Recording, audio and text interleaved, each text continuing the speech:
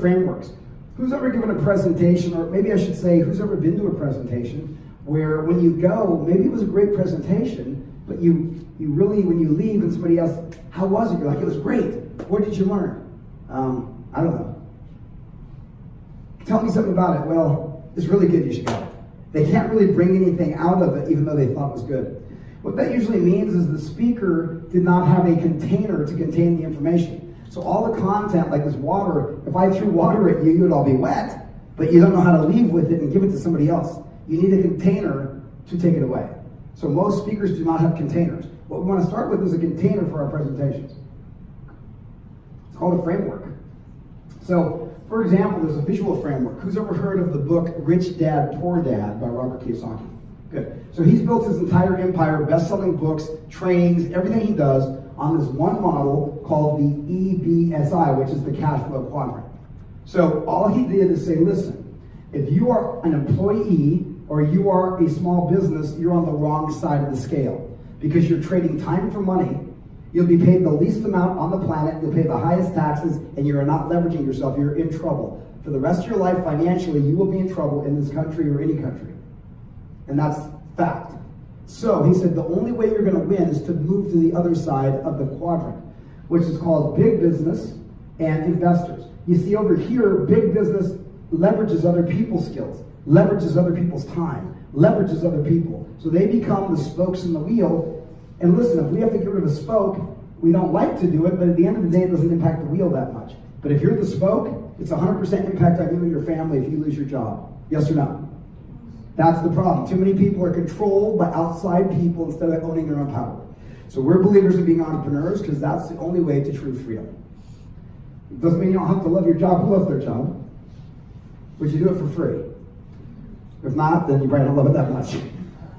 Now, I think the way it should be, though, is you build an opportunity or a business, and you have choice. So if you want to go to work, you do, but if you don't want to, you don't have to because you're not controlled by somebody else and their purse strings, right?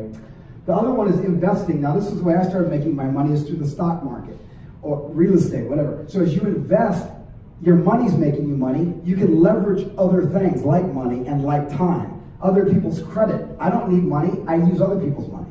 Make sense? So this is how the people that win, they are on the right side of financial literacy. So his whole system is built like that. But because of that, he's built an empire showing a visual model. A second type of model when you build your presentation would be an acronym-based model. So who's ever heard of SMART goals? If you're setting goals, they should be SMART. Raise your hand if you heard that. So each letter is a what? Each letter represents a what in the model? A directive. A directive. So you know that if you're going to do an S, that means they got to be specific goals. They can't be vague. If you have vague goals, you're never going to reach them. So, for example, when I built my model for my financial literacy company, I had a company that basically, I used the visual as a vault. So if you go to a bank, the money is kept in a vault, right? Everybody with me? So how do you get into the vault? Well, you got to use an access code to open the vault. So I created a code that's an acronym called Let Me In. Each letter is a directive on what you need to do in the stock market to make money. L stands for leadership. What stocks are the leaders in their respective industries, and we dive in deep to figure out what leadership means in the stock market and how to pick the best stocks. E stands for exposure. What kind of risk do you have in the marketplace if you're buying or selling stocks or options? So each letter is a directive. When they leave, they know exactly my system is the Let Me In system. And they know how now to implement it in their own lives to see financial results. Raise your hand if that makes sense. Now, if you're not doing that, they walk out not knowing what the hell you talked about. And they're feeling like that's good, but I have no value. Because they can't implement anything. Make sense? And the third one is called an alliteration model. Now, alliteration is real simple. It's the same letters. So, to give an example today, we'll use this one.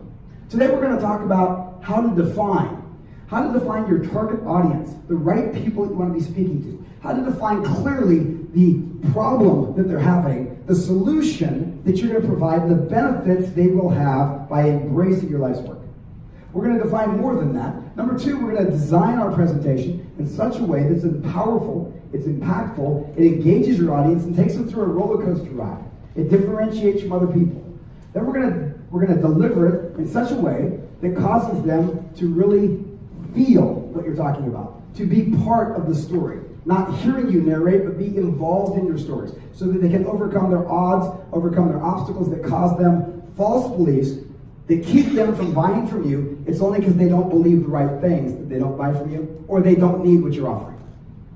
Make sense? So now, the 3 Ds. When you leave here, you're like, we learned how to define, design, and deliver. So who sees how this makes more sense than just having content thrown out to the world and it doesn't